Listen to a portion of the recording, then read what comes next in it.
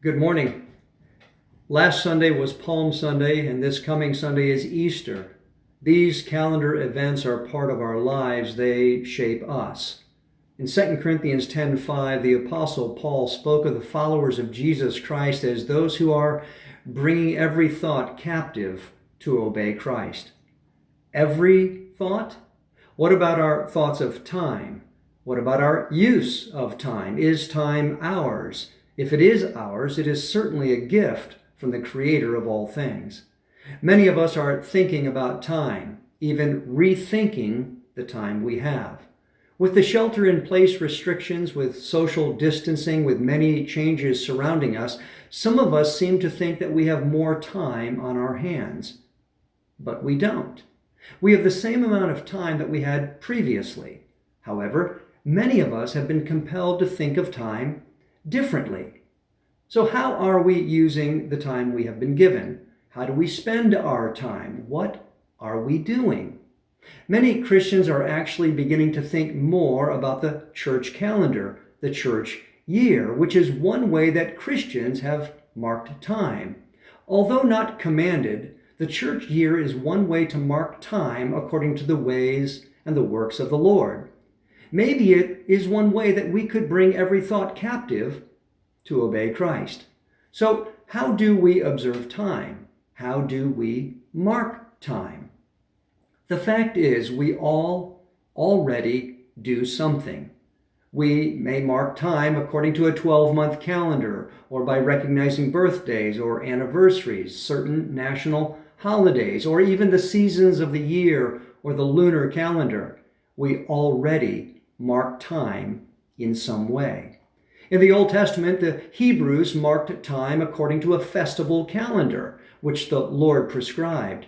That was something of a catechism in time, a calendar of instruction about the ways and the works of the Lord. Over the centuries, many in the Christian church have also marked time according to the ways and the works of the Lord. This is commonly called the Christian year. And a simple summary is this. It begins with Advent and then goes to Christmas and Epiphany, Lent and Easter, and then Pentecost. The church year is actually shaped according to the Father, Son, and Holy Spirit. The church year begins with Advent, the Father's promised purpose to send a deliverer to redeem from exile. The Father promised. From here we enter into the arrival and the actions of the Son. The church year then continues through Nativity or Christmas, the birth and the arrival of the Son, and goes right into the Epiphany, the revealing of the Son to the nations seen through the visit of the Magi.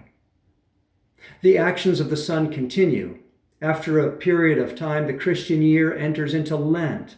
Lent ends with Easter, and right at the end of Lent, before Easter, we celebrate Palm Sunday, Maundy Thursday, and Good Friday. This period focuses upon the work of Christ, the Son, in accomplishing our deliverance from slavery to sin.